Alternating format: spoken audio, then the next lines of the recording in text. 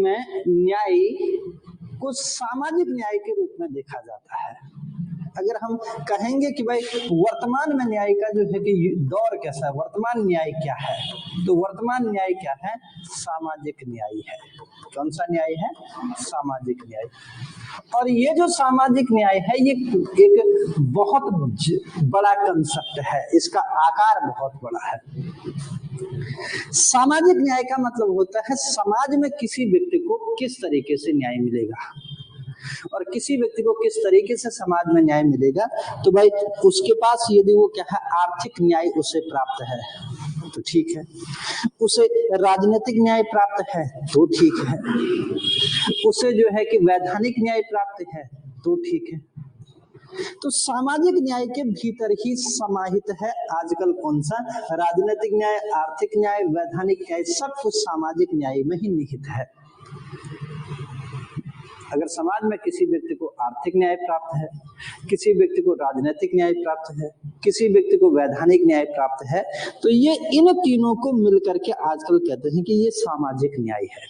पहले सामाजिक न्याय सिर्फ इतना होता था कि भाई समाज में लिंग, धर्म, जाति के आधार पर भेदभाव नहीं किया जाना चाहिए, समाज में जो है कि धर्म के आधार पर भेदभाव नहीं होना चाहिए, समाज में जाति के आधार पर भेदभाव नहीं होना चाहिए, तो भाई वो क्या है, सामाजिक न्याय है।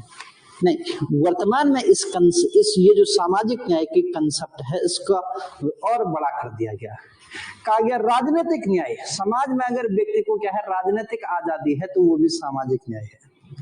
समाज में व्यक्ति को अगर आर्थिक आजादी है तो वो भी सामाजिक न्याय है। समाज में उसको वैधानिकता प्राप्त है तो वो भी क्या हो गया, सामाजिक न्याय। तो सामाजिक वर्तमान का जो न्याय है वो क्या है, सामाजिक न्याय से लिया गया है। अगर न्याय की बात करेंगे तो न्याय जो है कि एक लैटिन भाषा का शब्द है जस्टिया। कौन सा? लैटिन भाषा का शब्द है और इस शब्द का नाम है जस्टिया। लैटिन भाषा का शब्द है और लैटिन भाषा के शब्द का नाम क्या है, जस्टिया। क्या नाम है? जस्टिया। इसी जस्टिया से निकला हुआ है जस्टिस, है ना।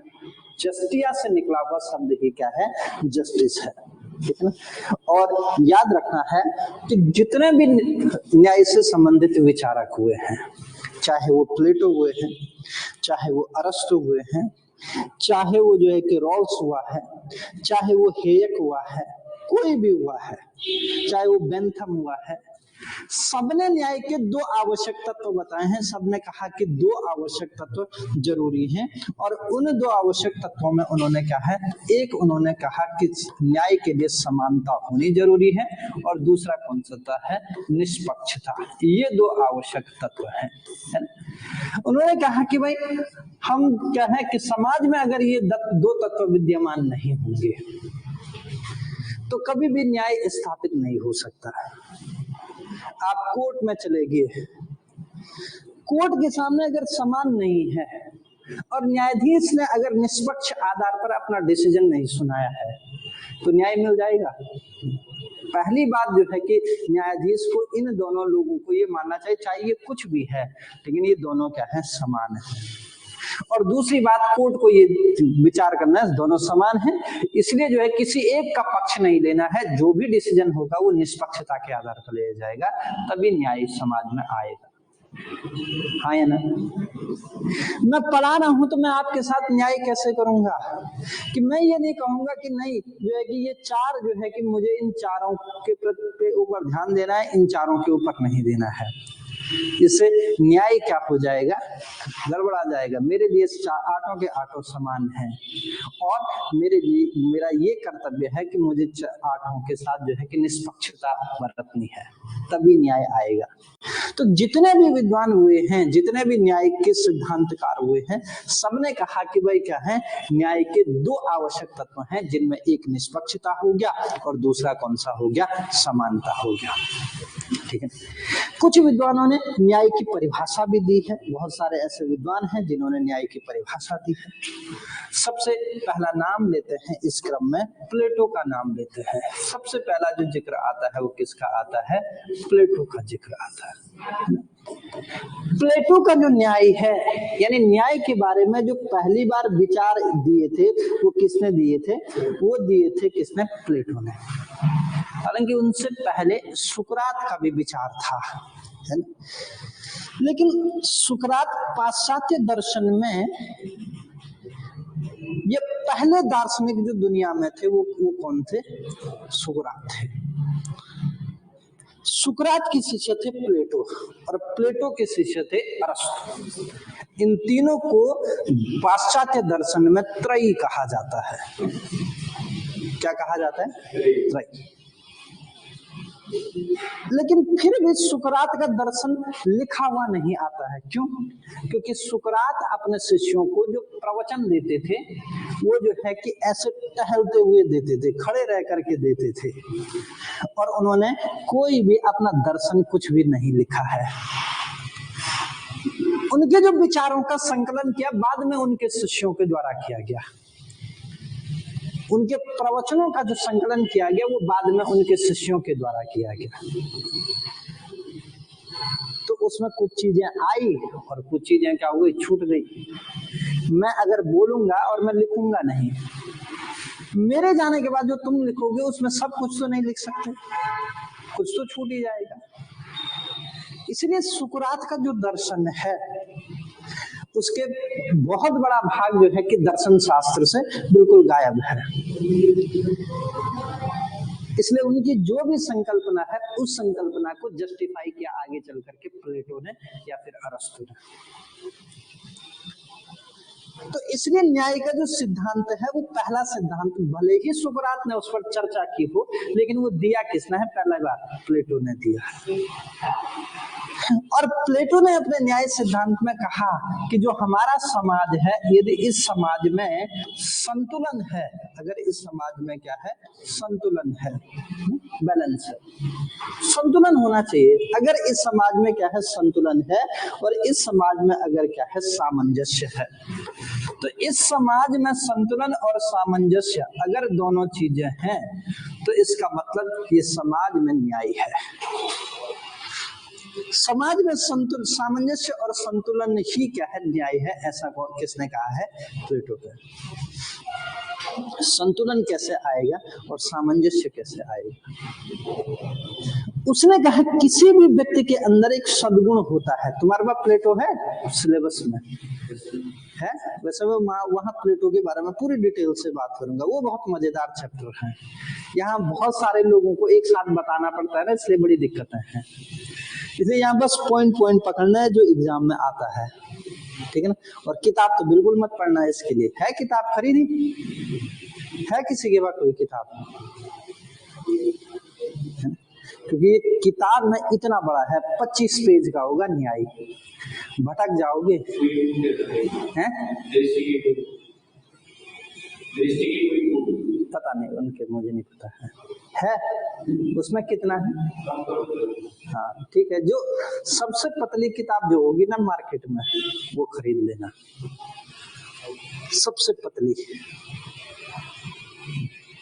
एग्जाम हमेशा 30 पेज से आता है। भागवत गीता से कभी कुछ नहीं पूछा जाता है एग्जाम में। इतनी पतली किताब है, वही पढ़ लो, उसी से एग्जाम हो जाएगा, है ना। तो बस वही पढ़ने, सबसे पतली किताब खरीद लेना। बाकी तो यहाँ हो ही रहा है ना, यहाँ से कुछ हो जाएगा, कुछ उस किताब से हो जाएगा, काम खत्म। मैंने कहा प्लेटो ने क्या कहा है कि भाई समाज में अगर सामंजस्य है, संतुलन है, तो वो क्या होगा? न्याय हो जाएगा। क्यों कहा? क्योंकि प्लेटो कहता है कि मनुष्य का जो सबसे बड़ा गुण है वो है सद्गुण। वो कहता है कि व्यक्ति सद्गुणी होना चाहिए। और आगे वो जब राज्य की संकल्पना बताएगा तो उसमें भी वो चर्चा करेंगे, उस सद्गुण की चर्चा करेंगे। लेकिन यहाँ पे याद रखना कि प्लेटो क्या कहता है कि मनुष्य क्या होना चाहिए? सद्गुणी होना चाहिए। अगर सद्गुण है तो वो कहता है कि भाई व्यक्ति, राज्य भी क्या हो जाएगा? सद्गुणी हो जाएगा। और इसी फेज में वो कहता है कि भाई इससे न्याय स्थापित होगा उस सद्गुण से।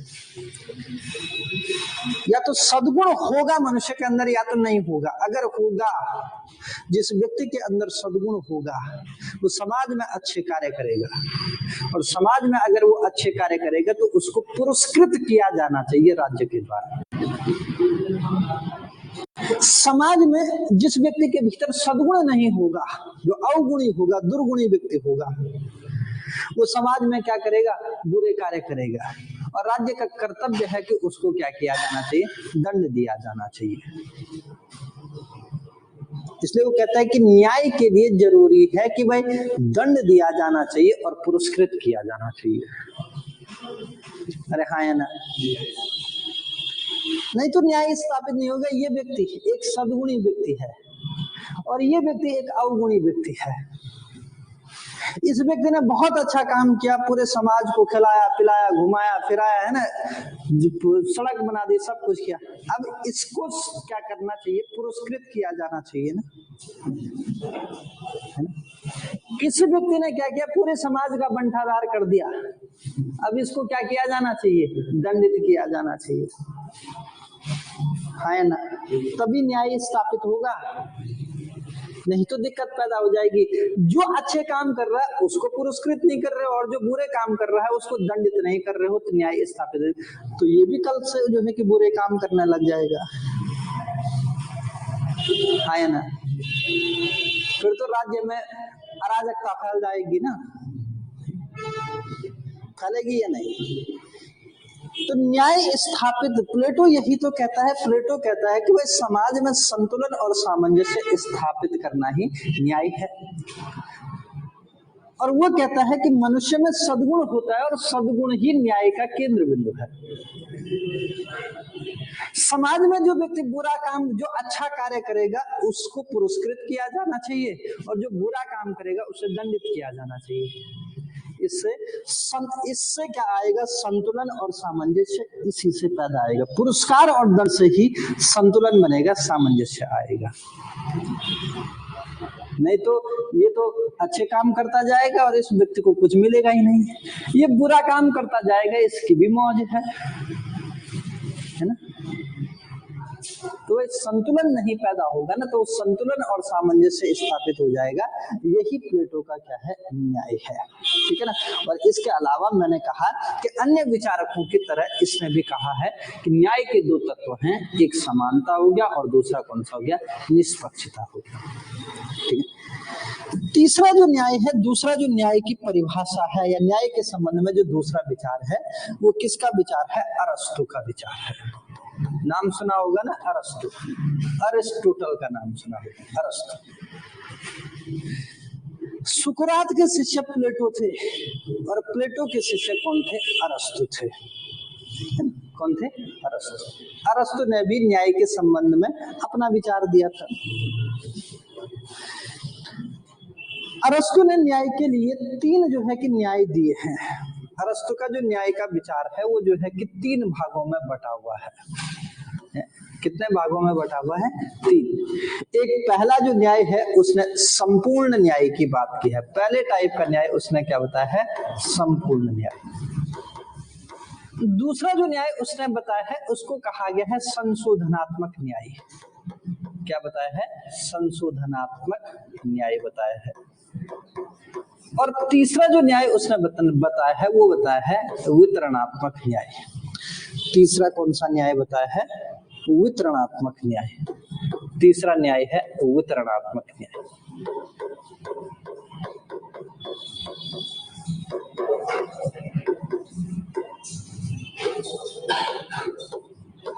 संशोधनात्मक है ना, ये है संशोधनात्मक न्याय।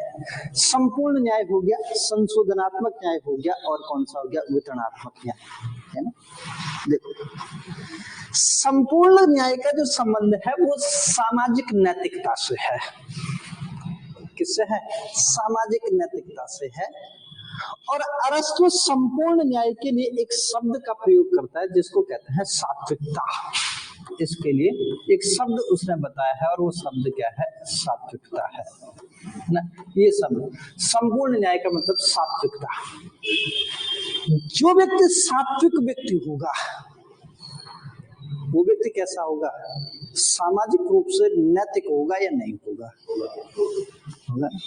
जो नैतिक होगा वही सात्विक होगा,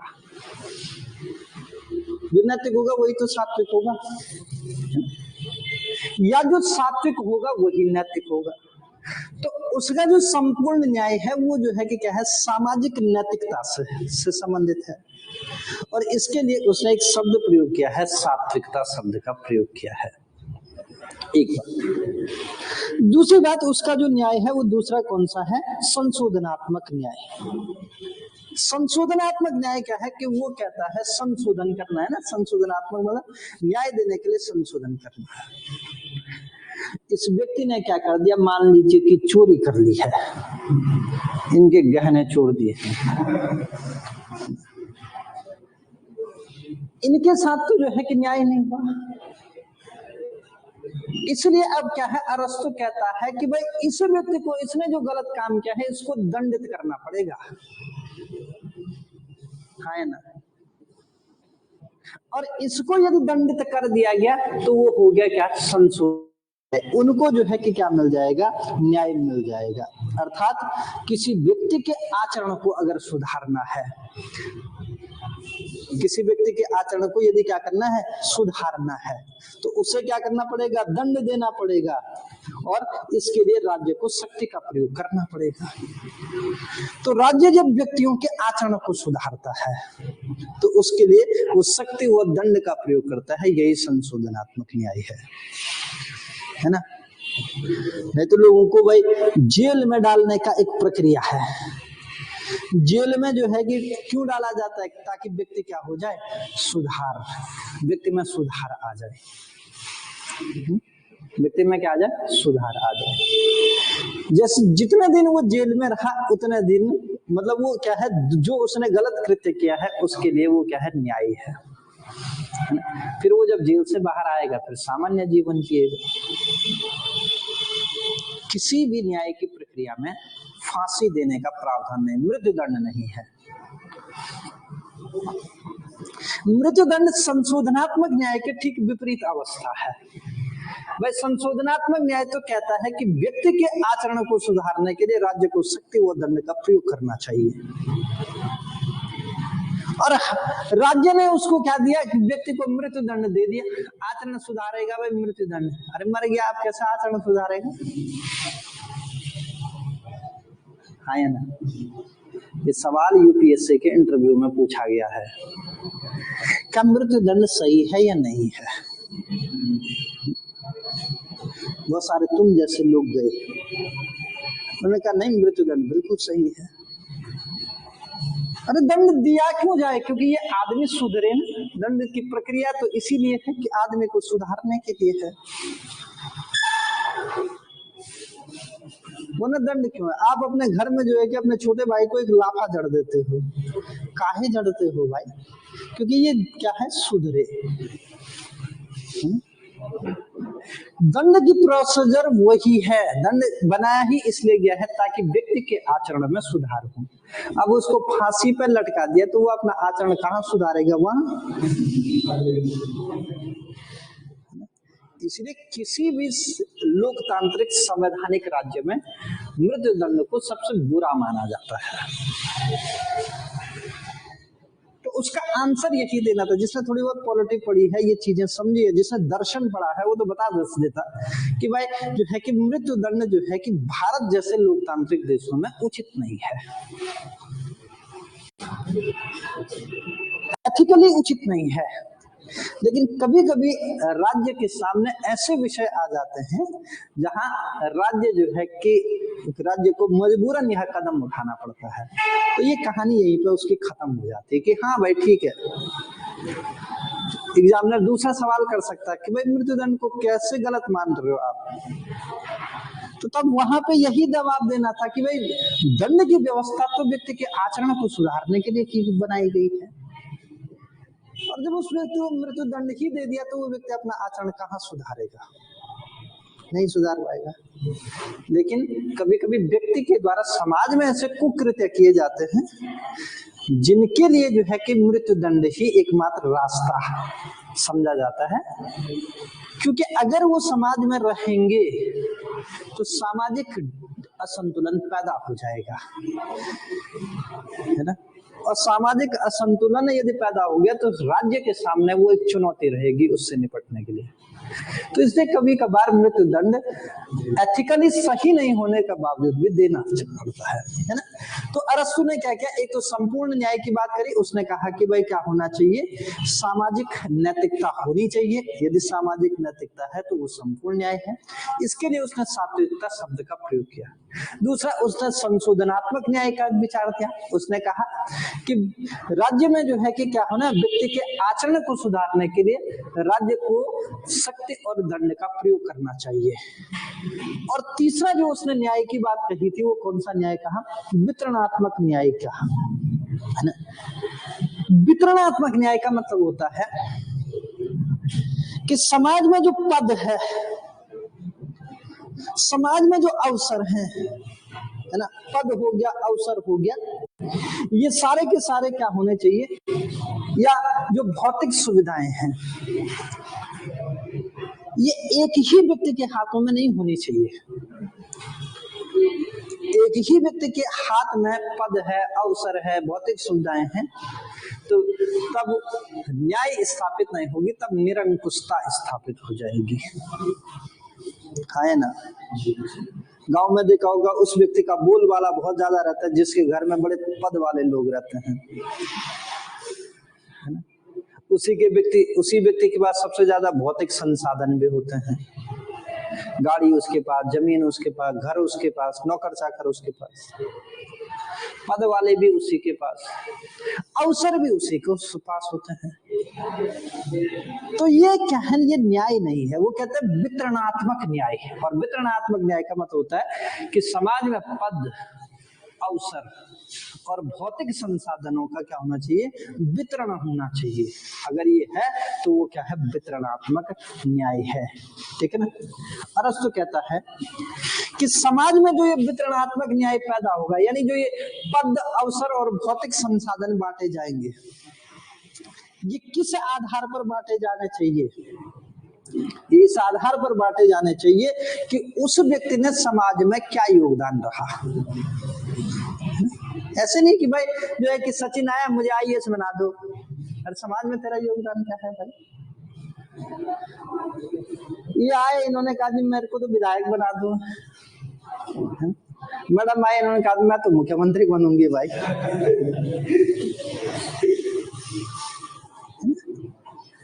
पद, अवसर और भौतिक संसाधनों का बंटवारा ऐसे नहीं होगा, यानी वितरणात्मक न्याय ऐसे सुनिश्चित नहीं होगा। समाज में किसी व्यक्ति के द्वारा अपने किए गए कार्यों के आधार पर ही वितरणात्मक न्याय होता है। मैंने समाज में जो काम किया होगा उसी की वजह से तो मुझे विधायक बनाया जाएगा, मैंने समाज में जो काम किया होगा उसी आधार पर तो मुझे मुख्यमंत्री बनाया जाएगा। समाज में मैंने बहुत मेहनत करी है, बहुत जो है कि काम कर रहा हूं, तो उसी आधार पर तो मेरे को भौतिक संसाधन प्राप्त होंगे, है ना। उसी आधार पर मुझे पद होगा, उसी आधार पर मेरे पास क्या होगा, कोई सेवा होगी। तो वो कहता है कि भाई वितरणात्मक न्याय तो होना चाहिए, लेकिन ये वितरण कैसे होना चाहिए, इसके लिए क्या होना चाहिए, समाज में उस व्यक्ति के द्वारा किए गए कार्यों को आधार होना चाहिए। और कार्य में भी ऐसा नहीं कि उसने जो है कि दुर्गुण की वजह से वो कार्य किए। कुछ लोग कुछ कार्यों को क्या करते हैं, अपने अवगुणों के आधार पर ही पूरा कर लेते हैं, नहीं, इसमें उसने कहा कि ये कार्य सद्गुणों पर आधारित होना चाहिए, ऐसे ही नहीं होना चाहिए। इसलिए अगर मैं इन तीनों न्याय को देखूंगा तो जो अरस्तु का न्याय है वो कैसा न्याय है, समानुपातिक न्याय है। कैसा न्याय है, समानुपातिक न्याय। यानी समान अनुपात की उसने बात करी है ना। उसने कहा संपूर्ण न्याय भी होना चाहिए, उसने कहा संशोधनात्मक न्याय भी होना चाहिए, उसने वितरणात्मक न्याय भी होना चाहिए, फिर उसने कहा कि व्यक्ति में सद्गुण होना चाहिए, उसके कार्यों के आधार पर न्याय का वितरण होना चाहिए, है ना। तो ये सारा क्या है, समान अनुपातिक न्याय है। समान अनुपात में न्याय की चर्चा उसने की है। किसने? अरस्तु ने चर्चा की है ना। तो ये अरस्तु का क्या था, न्याय की बात आई, ठीक है। एक और व्यक्ति है न्याय के संदर्भ में, सेंट अगस्टीन। क्या नाम है? Saint Augustine. कहीं कहीं किताब में जो है कि संत लिखा होगा, जैसा हम हिंदी में लिखते हैं ना संत, ऐसा लिखा होगा। तो ऐसा मत समझना कि वो कोई और है। दरअसल जब ये लोग अंग्रेजी ट्रांसलेट करते हैं ना, तो वो सेंट की जगह संत छप जाता है। हाँ, सेंट अगस्टीन। सेंट अगस्टीन एक ऐसे विचारक रहे हैं जिन्होंने कहा कि अगर किसी राज्य में न्याय नहीं है तो वो राज्य ठीक वैसे ही है जैसे समुद्री लुटेरे होते हैं। वो राज्य कैसे होंगे? समुद्री लुटेरों का गिरोह जैसा होगा, है ना। जैसे वर्तमान में कई ऐसी सरकारें हमने देखी हैं, मैं नाम नहीं लेना चाहता हूँ, कि सरकारों ने जो है कि वोट पा करके सत्ता में बैठ गए, लेकिन कहीं शासन व्यवस्था नहीं है, कहीं सड़कें नहीं हैं, कहीं पुलिस व्यवस्था नहीं है, गरीब को देखने वाला कोई नहीं है ना। इसको कहा जाता है ये लुटेरों का गिरोह है, राज्य नहीं है। क्योंकि राज्य का काम होता है न्याय स्थापित करना। आपने देखा होगा कोविड का दौर जब आया था, कोविड का जब दौर आया तो जो है कि राज्य ने आदेश दे दिया जो जहां है वो वहीं रहे, जो जहां है वो वहीं रहे। एक व्यक्ति गांव से आया, चमोली के किसी गांव से, उसका कोई रिश्तेदार, मान लो कि भाई सपोज मान लो कि किसी हॉस्पिटल में, यहाँ वो अपने रिश्तेदार को देखने आ गया हॉस्पिटल में। रात को 8 बजे तुम आए और तुमने जो है कि बोल दिया जो जहां है वो वहीं रहे, और 1 हफ्ते तक रहना है। अरे वो तो 1 दिन के लिए अपने रिश्तेदार को देखने के लिए आए, वो वापस जाएगा कैसे भाई? खाएगा कैसे? यहाँ रहेगा तो कुछ तो व्यवस्था करेगी सरकार उसकी। ये न्याय है? कुछ देखा हमने कोविड के टाइम पे पुलिस वाले डंडा लेकर के वो गरीब मजदूरों को लठ मार रहे जगह जगह सड़कों पे, देखा? सरकारों ने कोई जिम्मेदारी ही नहीं ली, है ना। कोई गरीब भूख से मर रहा है, उसकी स्थिति क्या है ये पता ही नहीं चल रहा है। इसको कहते हैं कि ये राज्य जो है कि क्या है, समुद्री लुटेरों का गिरोह। ऐसे ही तो होते हैं समुद्री लुटेरे, है ना। मैं ऐसी बात है ना ऐसे ऑनलाइन बोल नहीं पाता हूँ, वरना पता चल रहा मुझे ही जेल में डाल दिया।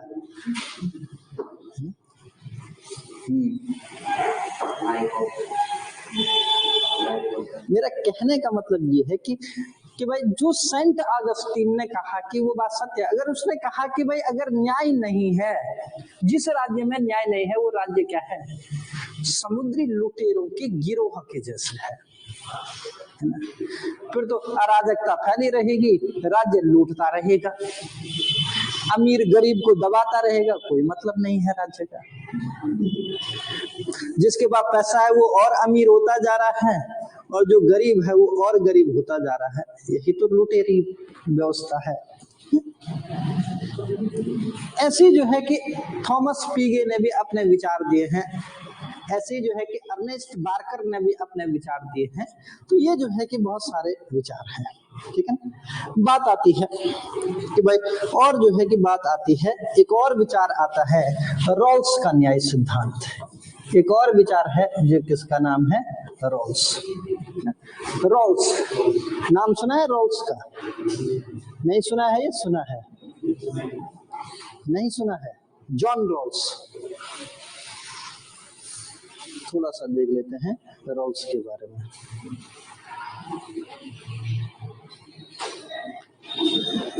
देखो, रॉल्स का जो न्याय सिद्धांत है और बेंथम का न्याय सिद्धांत, कभी भी जब कभी तुलना होती है तो दो लोगों के न्याय सिद्धांत की तुलना होती है, एक बेंथम का न्याय सिद्धांत, एक रॉल्स का न्याय सिद्धांत। बेंथम का न्याय सिद्धांत परिणामवादी न्याय सिद्धांत है। कैसा है? परिणामवादी न्याय, कॉन्सिक्वेंशियल कहते हैं ना, परिणामवादी न्याय सिद्धांत है। और जो रॉल्स का न्याय सिद्धांत है वो परिणाम निरपेक्ष सिद्धांत है। एक परिणामवादी है और एक कौन सा? परिणाम निरपेक्ष सिद्धांत है। तो रॉल्स ने क्या किया कि रॉल्स जो है कि एक बहुत बड़े सिद्धांतकार हुए हैं न्याय के संदर्भ में। यूएसए के हार्वर्ड यूनिवर्सिटी से पढ़े हुए हैं। कहां से पढ़े हैं? हार्वर्ड से पढ़े हैं, उसी हार्वर्ड से जहां से राहुल गांधी पढ़ा हुआ है, जिसको तुम पप्पू कहते हो। कितने लोग हैं जो पप्पू कहते हैं? एक। और तुम नहीं कहते हो? अच्छा, कितने लोग जो है कि यहाँ राहुल गांधी के समर्थक हैं? नहीं है। कितने लोग हैं जो मोदी जी के समर्थक हैं? मोदी जी के तो होने चाहिए यार। कौन?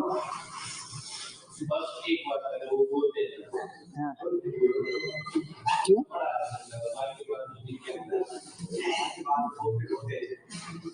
अच्छा, बाकी क्यों नहीं अच्छे लगे?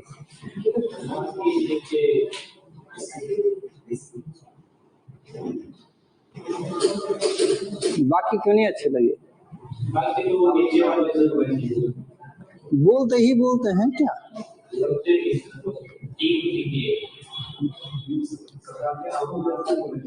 है? सरकार की बस आलोचना ही होनी चाहिए। सरकार के यदि आप पक्ष में बोल रहे हो ना तो इसका मतलब आप अपने पैर पे कुल्हाड़ी मार रहे हो। अरे सरकार बना ही इसलिए जाती है कि मेरा काम हो भाई। मेरा काम नहीं होने तो मैं सरकार क्यों बनाऊंगा भाई? हमने अपने अधिकारों को आपके पास दे दिया। क्यों दिया? ताकि आप मेरे लिए काम करोगे ना। अब आप मेरे लिए काम ही नहीं कर रहे हो तो भाई मैं आलोचना नहीं करूंगा क्या आपकी? तो चाहे सरकार कितना भी काम कर ले, चाहे वो तुम्हारे घर पे जो है कि जेट विमान दे दे, तब भी उसकी आलोचना करना है ना। और आलोचना अगर सरकार की नहीं होगी, सरकार तो काम ही नहीं करेगी। एक जमाना ऐसा रहा होगा ना जब जो है कि गांव में जो है कि बड़ी दूर से पानी लाना पड़ रहा था, सरकारों की आलोचना हुआ, पानी दो घर में लाओ, तो सबके घरों में पानी आया। एक जमाना ऐसा रहा कि लाइट का जमाना नहीं था, वो जो है कि चिमनी जलानी पड़ती थी छोटी सी, कोई तो खांसी वाली दवाई की शीशी में बत्ती डाल करके बनाता था चिमनी। याद है वो दिन? नहीं है? नहीं किया तुमने ये काम? बड़े रईस लोग हो यार तुम। जो लोग गांव में रहे उन्होंने ऐसा किया है। उसके लिए एक स्पेशल जगह होती थी, एक लकड़ी का ऐसा डंडा होता था, उस पर रखा होता था। हाँ, फिर लोगों ने कहा यार ये ऐसा कब तक चलेगा? सरकारों की आलोचना हुई तब जाकर के बिजली आई। फिर अभी लोग, गांव के लोग आलोचना करते हैं सरकार की, जहां सड़क नहीं है तो वहां सड़क भी पहुंच रही है। अगर सोचो, वो लोग कहते हैं कि सरकार बहुत अच्छी है, तो सड़क पहुंच पाती? नहीं पहुंच पाती। वो लोग कहते हैं कि नहीं, जो है कि सरकार बहुत अच्छी है, तो बिजली पहुंच पाती? नहीं पहुंच पाती है।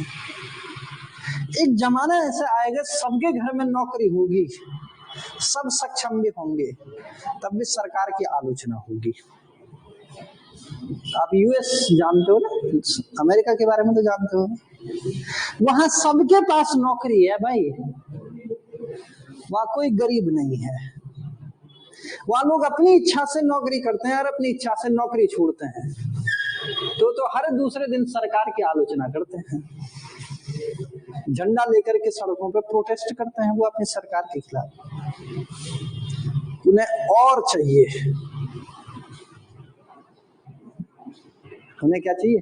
और ज्यादा चाहिए, क्योंकि सरकार का निर्माण तो भाई जो है कि मेरी आकांक्षाओं की पूर्ति के लिए हुआ है। ऐसा नहीं कि भाई सरकार अपनी आकांक्षा की पूर्ति कर रही है।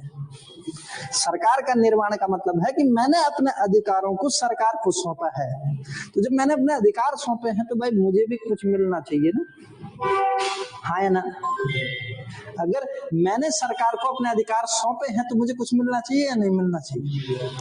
इसलिए हमेशा सरकार की आलोचना करनी चाहिए, है ना? और जिस दिन तुम सरकार की आलोचना करोगे उस दिन तुम जो है कि लिटरेट समझे जाओगे।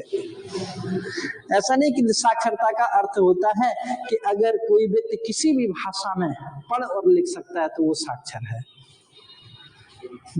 तो साक्षरता का एक पैमाना था तब जब, क्योंकि हमारे देश में जो है कि बहुत ज्यादा क्या थी, बहुत ज्यादा अनपढ़ लोग थे, मतलब असाक्षरता थी। तो कहा कि अब दुनिया के सामने लिटरेसी रेट को कैसे सुधारेंगे? देखो भाई सबको पढ़ना आना चाहिए, लिखना आना चाहिए। तो ठीक है, जो है कि क्या कर दिया, वो घरों में जो है कि साक्षरता अभियान चला दिया। तो माता जी को भी सिखा दी, पिताजी को बोला भाई देखो ये अपनी भाषा में पढ़ भी रहे हैं, लिख भी रहे हैं, ये साक्षर हो गया। लिटरेसी रेट दुनिया के सामने बता दिया। हमारे देश में लिटरेसी 80% है। ऐसे करती है ना सरकार, है ना? आंकड़ों से यही तो छेड़छाड़ है।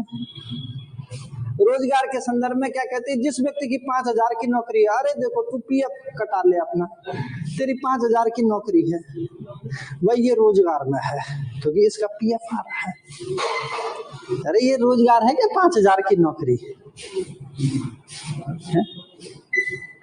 ये आंकड़ों में छेड़छाड़ करने के लिए ऐसा किया जाता है। तो जिस दिन तुम साक्षर हो जाओगे, है ना, जिस दिन साक्षर हो जाओगे उस दिन तुम सरकार की आलोचना करना शुरू कर लोगे। अगर आप सरकार के पक्ष में हैं तो इसका मतलब तुम जो है कि निरक्षर व्यक्ति हो, क्योंकि जो साक्षर व्यक्ति होते हैं ना उसकी हमेशा आकांक्षा रहती है कि सरकार सड़क बनाएगी, सरकार पानी देगी, सरकार बिजली देगी, सरकार रोजगार देगी, सरकार अच्छी जो है कि पुलिस प्रशासन देगा, अच्छा सिविल प्रशासन देगा, है ना, अच्छी सुविधाएं जनरेट करेगा, वो देगा। नहीं करोगे तो भाई नहीं होगा, है ना? रॉल्स का जो न्याय सिद्धांत है, मैंने कहा वो क्या है, बेंथम का न्याय सिद्धांत कैसा है, परिणामवादी। और रॉल्स का न्याय सिद्धांत क्या है, परिणाम निरपेक्ष सिद्धांत है। परिणाम निरपेक्ष सिद्धांत कहता है कि आत्मन साध्य से पहले है। थोड़ी सी दर्शन पे बात कर रहा हूं मैं, ठीक है ना? समझ आएगा ठीक है, नहीं भी आएगा तो ठीक है। आत्मन साध्य से पहले, वैसे ये पूछा नहीं जाएगा लेकिन मैं बता रहा हूं, आत्मन साध्य से पहले है। आत्मन का मतलब ये जो हमारा क्या है, आत्मा है, हृदय है, ये इस साध्य का मतलब हो गया क्या है, साध्य का मतलब होता है शरीर, यानी आत्मा शरीर से पहले है। आत्मा क्या है, शरीर से पहले है। और आत्मा अगर शरीर से पहले है तो इसका मतलब क्या है कि मैं अगर कोई काम कर रहा हूं और मैं उस काम को, मेरा हृदय कह रहा है कि यार ये काम उचित नहीं हुआ है, तो इसका मतलब न्याय है, नहीं है। मेरे खुद ही से मन विचलित हो गया यार कि जो मैंने काम किया है वो गलत है, भाई ये ठीक काम नहीं है। मेरे को शरीर को जो है कि मेरे तन पे कपड़ा नहीं है और मैंने चोरी करके क्या कर दिया, कपड़े पहन लिए, लेकिन आत्मा तो कह रही है नहीं ये तो गलत हुआ है। ये न्याय नहीं है। आत्मा क्या है, इस शरीर के से पहले है। शरीर ने, आत्मा ने कहा नहीं कोई बात नहीं है, मेरे पास कपड़े नहीं है, मैं ऐसे ही रह लूंगा, ठीक है। लेकिन हमारा जो हृदय है ना वो व्यथित तो नहीं होगा, यानी वो कह तो रहा है कि भाई तूने जो किया है वो न्यायपूर्ण किया, काम किया है।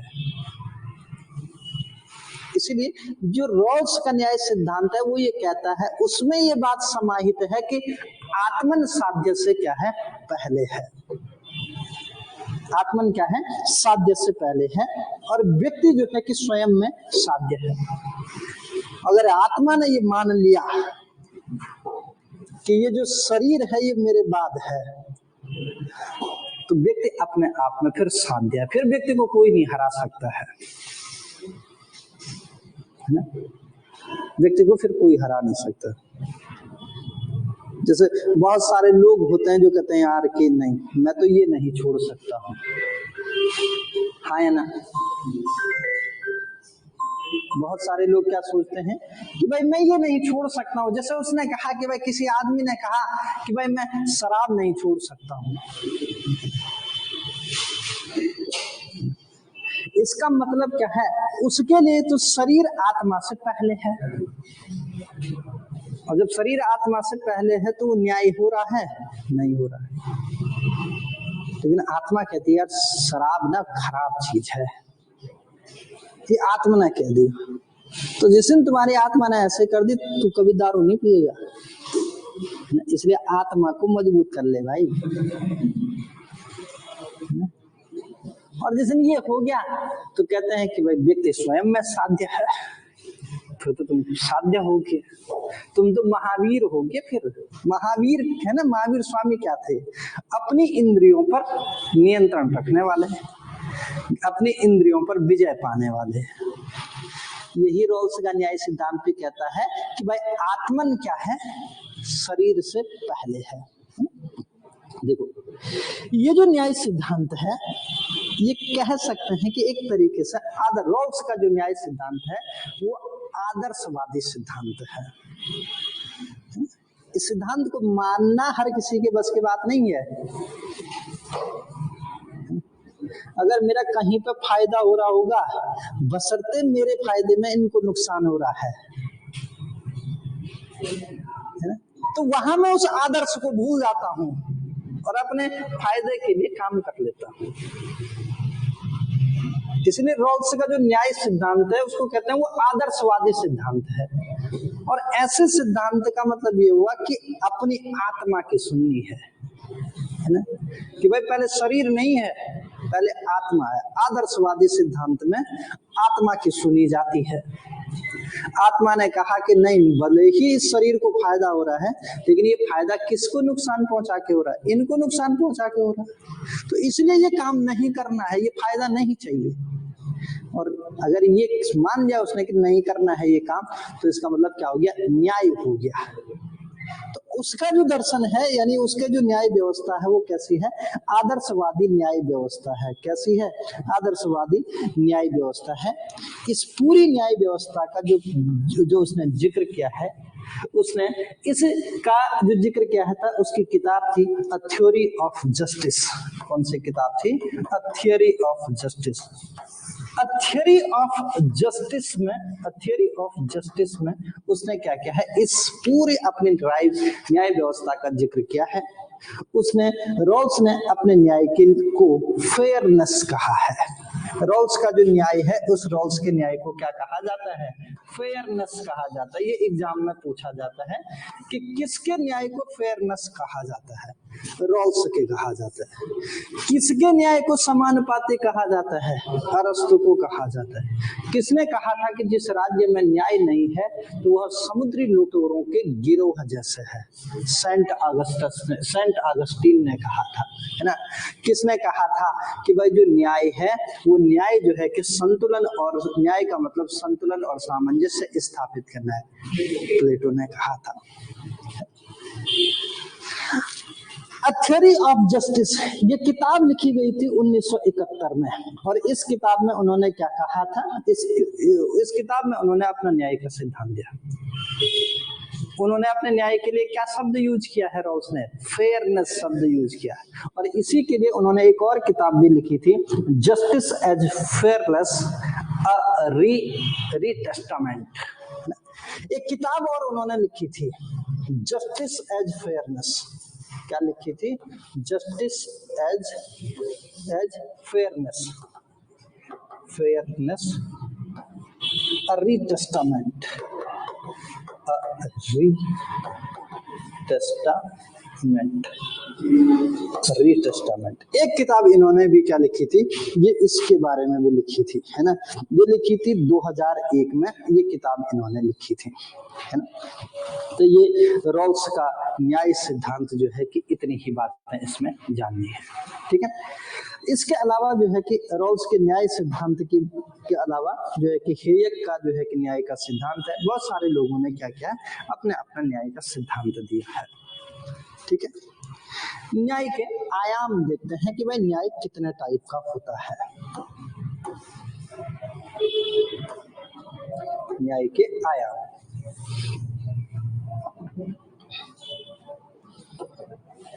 न्याय के आयाम,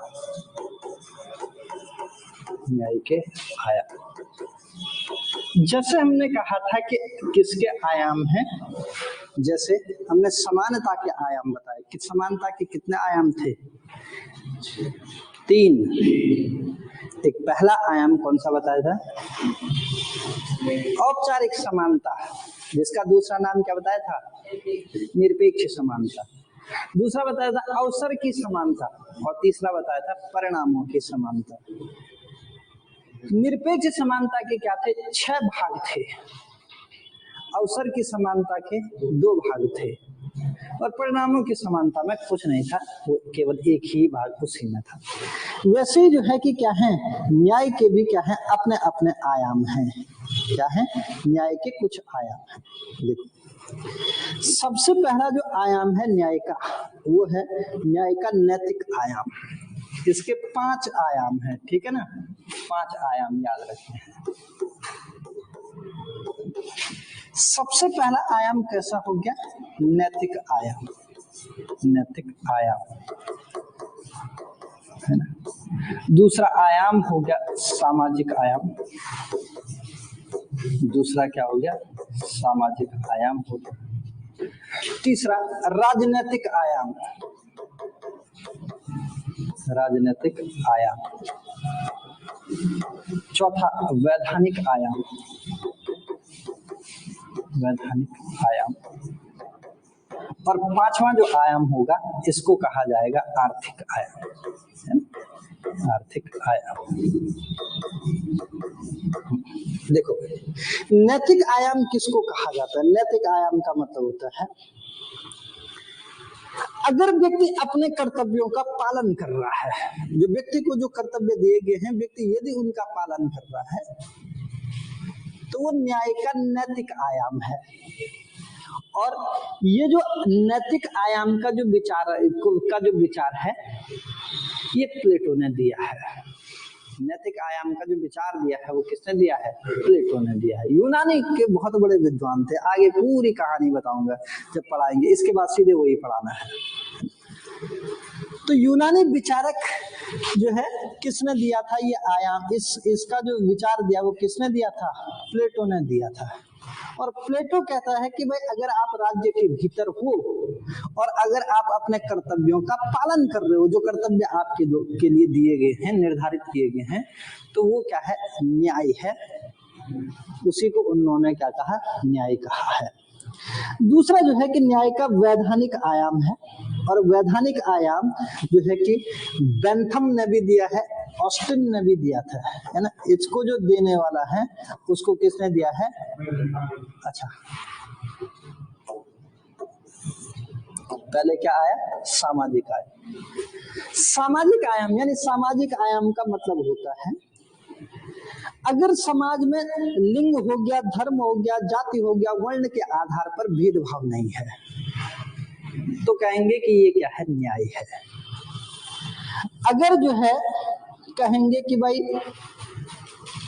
कि समाज में कोई छोटा नहीं है, कोई बड़ा नहीं है, कोई अमीर नहीं है, कोई गरीब नहीं है, सब एक जैसे हैं, तो वो क्या हो गया, सामाजिक न्याय है। इसके संबंध में जो प्रसिद्ध विचारक हैं वो उनका नाम है कार्ल पॉपर। क्या नाम है, Karl Popper. Karl Popper, Karl Popper सामाजिक न्याय के बड़े समर्थक हुए हैं, है ना। तो इन्होंने कहा कि भाई समाज में लिंग, धर्म, जाति, वर्ण, है ना, ऊंच नीच सब भेदभाव समाप्त होना चाहिए, तो सामाजिक आयाम हो गया। राजनीतिक आयाम, अगर राजनीतिक आयाम की बात करेंगे, राजनीतिक आयाम क्या है, यदि समाज में प्रत्येक व्यक्ति, जितने भी लोग हैं, उनकी राजनीति में सहभागिता है, यानी वो चुनाव लड़ने में, चुनाव लड़वाने में, वोट डालने में अगर उनकी सहभागिता है, वो वोट डाल रहे हैं, तो राजनीतिक आयाम है न्याय का। पता चला समाज में एक कहावत है, कहा जाता है, मैं बहुत छोटा छोटा था लेकिन अखबार पढ़ते थे, मतलब रहा होगा 7वीं 8वीं में, 6वीं 7वीं में रहा होगा। तो हमारे फादर का दुकान थी, होटल था, गौरीकुंड एक जगह पड़ती है रुद्रप्रयाग में, है ना। ऐसे चाय और खाने पीने की दुकान होती थी।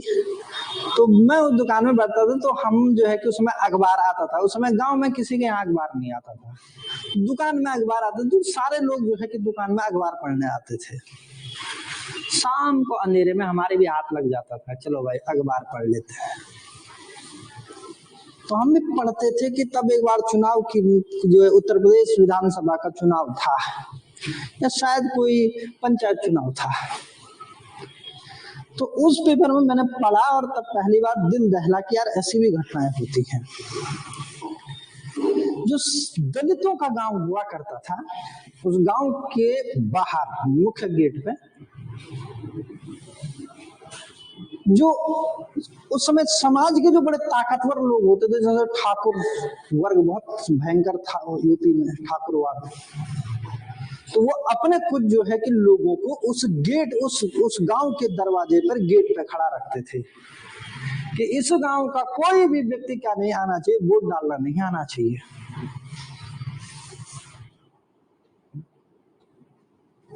उनकी राजनीतिक चेतना और राजनीतिक विरासत को खत्म कर दिया गया। सोचो, तुम भले ही वोट देने न जाओ, वो तुम्हारा स्वविवेक है, लेकिन कल ही अगर नियम निकाल दिया जाए कि तुम लोग वोट नहीं डालोगे, तुम तो पागल हो जाओगे, है ना, नहीं हो जाओगे। जब तुम्हारे पास अधिकार है, तुम्हारे पास ये अधिकार है। आज देखोगे तुम, जो समाज का जो कुलीन वर्ग है, कुलीन वर्ग का मतलब क्या हो गया, जो जिसको कहते हैं हम, क्या है, हाई क्लास के जो लोग हैं, अपर क्लास, इलीट क्लास जो है, कभी देखा वो इलीट क्लास वोट डालने आता है? बहुत कम लोगों को देखा होगा जो वोट डालते हैं इलीट क्लास के लोग। वो तो लगता है यार एक दिन की छुट्टी है और छुट्टी में जो है कि घर में रहना चाहिए, वो नहीं डालते हैं वोट। जानते हो क्यों नहीं डालते हो? क्योंकि उनके पास वो अधिकार जो है कि मनुष्य जाति के उद्भव के साथ ही आ चुका है। भारतीय समाज में जो ब्राह्मण था, जो ठाकुर था, उनके पास तो ये अधिकार उनके जन्म से ही था, जब से भारतीय सामाजिक व्यवस्था का जन्म हुआ होगा। भाई समाज में कौन बोलेगा क्या सही है, ब्राह्मण बोलेगा। समाज में कौन क्या करना है, ये ठाकुर करेगा। निम्न वर्गीय व्यवस्था, निम्न वर्ग के लोगों को तो लोग पूछते ही नहीं थे। वैश्य और दलित वर्ग का जो है कि निचले का तबका था, कोई पूछा नहीं। समाज में उनकी कोई भागीदारी नहीं समझी जाती थी, शासन में उनकी भागीदारी नहीं, अर्थव्यवस्था में भागीदारी नहीं, समाज में भागीदारी नहीं, शिक्षा में भागीदारी नहीं, खत्म बात। वो तो जब मैकाले भारत आया है, भारत में अंग्रेजी शिक्षा का प्रचार प्रसार हुआ। अंग्रेजी शिक्षा एक ऐसी शिक्षा थी, जब वो भारत में आई तो सारे वर्गों के लिए, सारे धर्मों के लिए नई थी बिल्कुल, है ना। क्योंकि प्राचीन भारतीय समाज में एक ही शिक्षा, एक ही भाषा में शिक्षा चलती थी, वो कौन थी? संस्कृत। उसको पढ़ने वाले, बांचने वाले कौन थे? ब्राह्मण। उसको पढ़ने वाले भी कौन थे? ब्राह्मण। शिक्षा पर सर्वाधिकार किसका था? ब्राह्मण वर्ग का था। कोई ब्राह्मण तो नहीं है यहाँ? है कोई ब्राह्मण? नहीं है? अरे है तो बता दो। हैं? अरे ज्यादा से ज्यादा गाली ही तो लिखेंगे। अच्छा था या नहीं था, ये बात सच बताओ। आप ये बात मानते हो कि जो जो ब्राह्मण और ठाकुर वर्ग था उसने जो है कि दलित और वैश्यों का शोषण किया? आप ये मानते हो या नहीं मानते हो? तब इसमें सच है, ये तो इसमें छुपाने वाली बात क्या है? कोई छुपाने वाली बात है भाई? आप वैदिक सभ्यता देख लो कब की है, 1500 BC, यानी 1500 साल वो, और अभी 2000 साल ही हो गए, कितने 3500 साल। हाँ है ना? शासन और शिक्षा पर किसका अधिकार? ब्राह्मण और क्षत्रिय वर्ग का अधिकार। एक बांचने और बचाने वाला और दूसरा राज करने वाला। पंडित जी क्या बांच रहे हैं ये किसी को पता नहीं है। आज भी जो है कि तुम घरों में जाओ, जब तक पंडित जी ने नहीं कहा स्वाहा तब तक तुम जो है कि ज्योतिल तो डालते नहीं हो। जाना है भाई? हाँ उठा लो, डालते हो तब तक अग्नि में ज्योतिल। भले ही वो मंत्र तुमने कितनी भी बार पढ़ लिया हो, कितनी भी बार वो मंत्र सुन लिया हो, लेकिन जब तक पंडित जी ने नहीं कहा कि बेटा स्वाहा करो तब तक तो तुम जो है कि ज्योतिल फूकोगे नहीं। हाँ या ना? कि किसी को वो मंत्र याद है?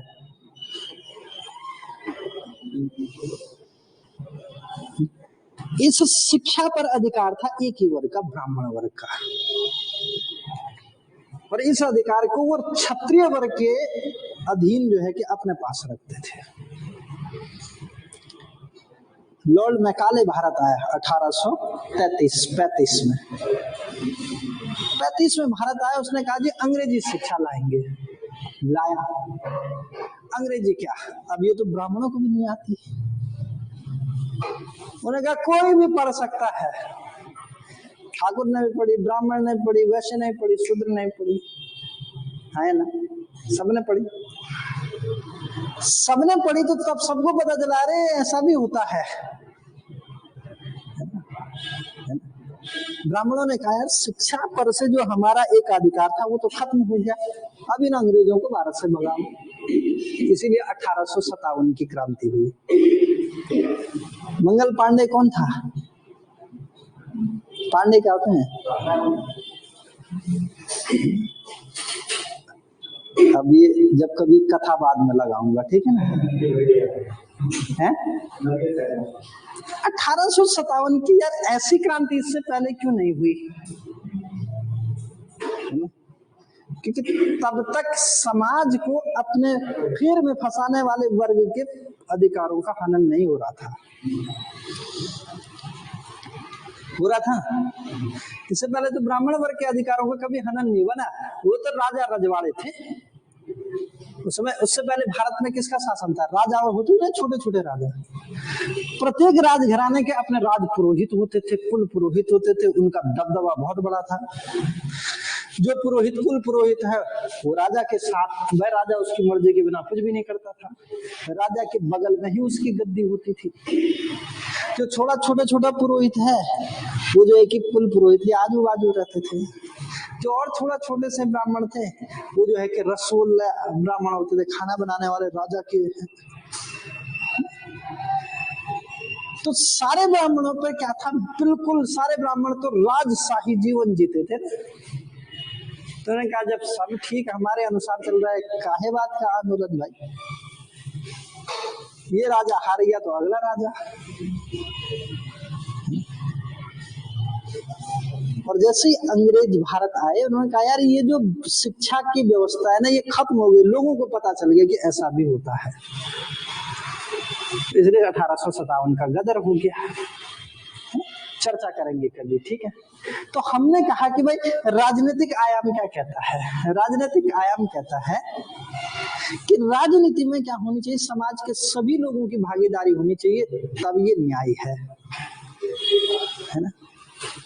और मैंने कहा कि जैसे मैंने कहा कि 2003, 4, 2, 3, 2001, 1999, 2001 के आसपास हमने देखा ये उत्तर प्रदेश में बहुत जगह, उस समय उत्तर प्रदेश होता था, तो ऐसी जगह होती थी जहां दलितों को वोट देने का अधिकार नहीं था तो क्यों नहीं, लेकिन वंचित कर दिया जाता था। उनके गांव के दरवाजे पे क्या कर दिया, 10-20 मुस्टंडे खड़े कर दिए लठैत, उनको कह दिया कि इनको वोट नहीं देंगे ये, क्योंकि वोट देंगे तो पता चल रहा गांव का मुखिया कोई दलित बन गया और हम उसके नीचे काम नहीं करेंगे। तो ये राजनीतिक आयाम है। इसका मतलब हो गया कि भाई शासन व्यवस्था में यदि भागीदारी है तो वो न्याय है, राजनीतिक रूप से यदि सभी को समान माना जा रहा है तो वो न्याय है। वैधानिक न्याय किसको कहा जाता है? वैधानिक न्याय का मतलब होता है, वैधानिक न्याय का मतलब होता है विधि के अनुरूप न्याय। कानून के सामने सभी बराबर हैं, कानून के सामने सभी को समान संरक्षण प्राप्त है और समाज में जो है कि कानून का निष्पक्ष प्रयोग किया जा रहा है। जो व्यक्ति कानून का विरोध कर रहा है या विधि के उल्लंघन कर रहा है उसको दंडित किया जा रहा है, तो वो वैधानिक न्याय है। और आखिरी बात आती है कौन सी? आर्थिक न्याय की बात आती है। तो आर्थिक न्याय का मतलब हुआ कि मार्क्सवादी यानी जो कम्युनिस्ट विचारधारा है वो इसका समर्थन करती है ना। कम्युनिस्ट विचारधारा ये किसका समर्थन करती है? आर्थिक न्याय का समर्थन करती है। और वो कहते हैं कि भाई जो है कि जैसे ब्राइन बेरी है, ब्राइन बेरी हो गया, ऐसे बहुत सारे इतिहास का लोग हुए, इनका जो है कि ये जो है कि इसी आर्थिक आयाम के पक्षधर है। इनका आर्थिक, इनका न्याय के संदर्भ में अपनी फिलॉसफी है कि काम तो व्यक्ति जो है कि अपनी क्षमता के अनुसार करेगा, लेकिन उसे जो है उसकी आवश्यकता के अनुसार ही प्राप्त होगा। जैसे मार्क्स ने भी अपनी किताब में ये बात लिखी है, कल मैं थोड़ा सा मार्क्स भी पढ़ा दूंगा कि भाई काम क्या होना चाहिए, व्यक्ति की क्षमता के अनुसार उसे करना चाहिए, लेकिन उसे जो प्राप्त होगा वो क्या होगा? आवश्यकता के अनुरूप होगा। ये उन्होंने कहा ये आर्थिक आयाम है, लेकिन ये आयाम बिल्कुल सही नहीं है, बल्कि आर्थिक आयाम में ये होना चाहिए भाई जो जितना करेगा उसे उतना मिलना चाहिए, ये होना चाहिए, है ना। तो भाई ये जो है कि क्या है, न्याय के 5 आयाम जो है कि यहाँ पे हैं, है ना। ठीक है, तो बस इतना इसमें जानना है। 2-4 किताबें हैं वो मैं आपको लिखवा दूंगा, हो जाएगा।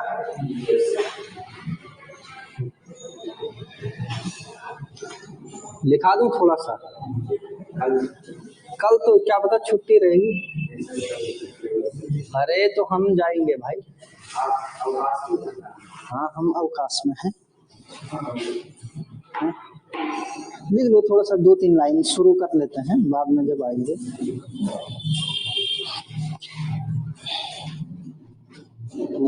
लिखना, जस्टिस शब्द लैटिन भाषा के जस्टिया से मिलकर बना है। जस्टिस शब्द लैटिन भाषा के जस्टिया से बना हुआ है। जस्टिस शब्द लैटिन भाषा के जस्टिया शब्द से बना है, जिसका अर्थ जोड़ना है, जिसका अर्थ जोड़ना है।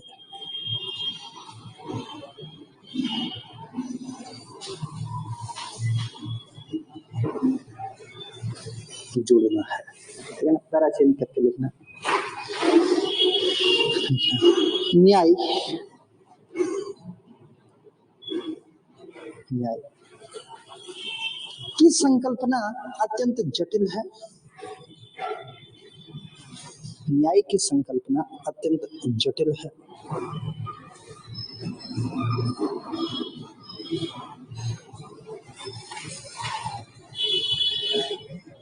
इसका प्रयोग कभी नैतिक, कभी राजनीतिक, इसका प्रयोग कभी नैतिक, कभी वैधानिक, इसका प्रयोग कभी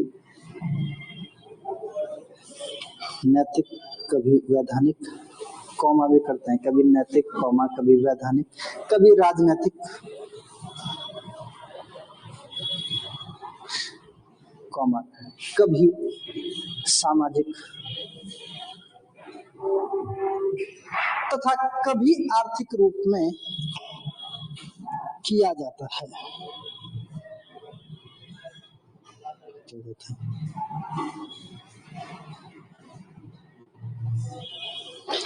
किंतु समकालीन युग में न्याय का मूल अर्थ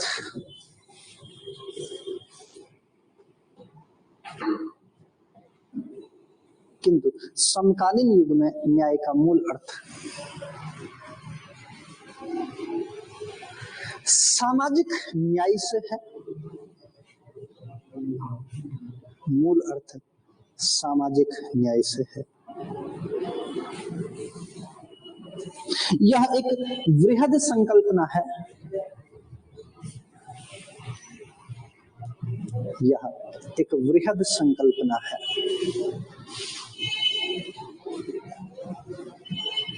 जिसमें वैधानिक, सामाजिक, आर्थिक, जिसमें वैधानिक, राजनीतिक, ऐसा लिखना है, जिसमें वैधानिक, राजनीतिक और आर्थिक, जिसमें वैधानिक, राजनीतिक और आर्थिक तीनों तरह के न्याय सम्मिलित हैं।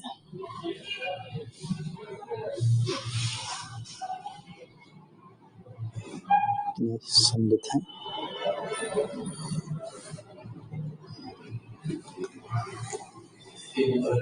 न्याय सम्मिलित हैं। पैरा चेंज करके लिखना। सभी विचारकों ने न्याय के दो मूल तत्व बताए हैं। नंबर 1 लिखना समानता,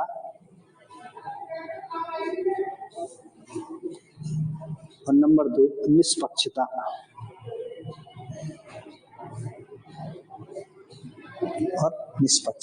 ठीक है ना।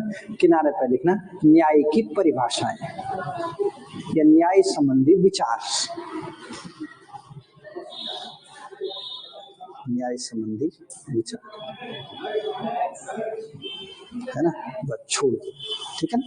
तो जब आएंगे तो पहले प्लेटो की लिखा देंगे, फिर अरस्तु का विचार लिखा देंगे, है ना। फिर जो है कि अगस्तीन का विचार लिखा देंगे, रॉल्स का लिखाना है, हेयक का लिखाना है। फिर इसके जो है कि आयाम और कुछ टाइप भी होते हैं, जैसे तत्वात्मक न्याय क्या होता है, और थोड़े कुछ कोट्स भी हैं इसमें, कुछ किताबें हैं वो लिखा है।